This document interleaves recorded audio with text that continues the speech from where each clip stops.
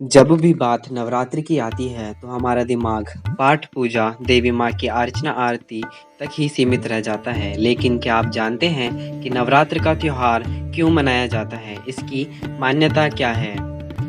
सदियों से हम नवरात्र का त्योहार मनाते आ रहे हैं, व्रत रखते आ रहे हैं।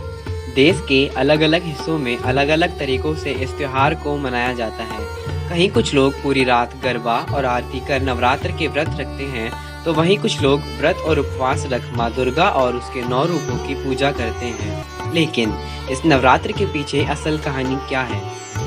नमस्कार दोस्तों, मेरा नाम है अंकुर गौतम और मैं स्वागत करता हूं आपका आपके अपने चैनल साखी पर। मैं आज आपको नवरात्रों से जुड़ी एक पौराणिक कथा सुनाने जा रहा हूं।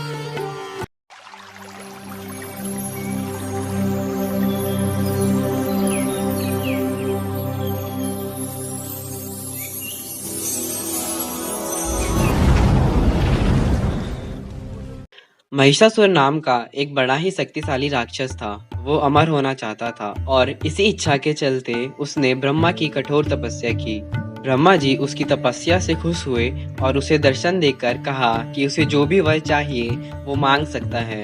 महिषासुर ने अपने लिए अमर होने का वरदान मांगा।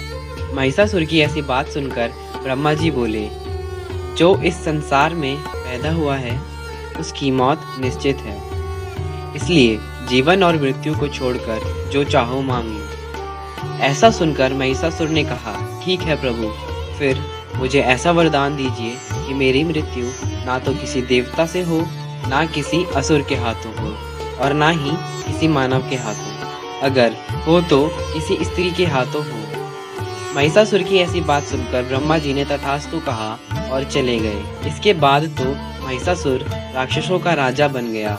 उसने देवताओं पर आक्रमण कर दिया। देवता घबरा गए। हालांकि उन्होंने एकजुट होकर महिषासुर का सामना किया, जिसमें भगवान शिव और विष्णु जी ने भी उनका साथ दिया। लेकिन महिषासुर के हाथ सभी को पराजय का सामना करना पड़ा और देवलोक पर महिषासुर का राज हो गया। महिषासुर से रक्षा करने के लिए सभी देवताओं ने भगवान विष्णु के साथ आदि शक्ति की आराधना की। उन सभी के शरीर से एक दिव्य रोशनी निकली, जिसने एक बेहद खूबसूरत अप्सरा के रूप में देवी दुर्गा का रूप धारण कर लिया। देवी दुर्गा को देख महिषासुर उन पर मोहित हो गया और उनसे शादी करने का प्रस्ताव सामने रखा। बार बार वो यही कोशिश करता। देवी दुर्गा मान गई, लेकिन एक शर्त पर। उन्होंने कहा कि महिषासुर को उनसे लड़ाई में जीतना होगा। महिषासुर मान गया और फिर लड़ाई शुरू हो गई, जो 9 दिनों तक चली। 10वें दिन देवी दुर्गा ने महिषासुर का अंत कर दिया और तभी से यह नवरात्रि का पर्व मनाया जाता है।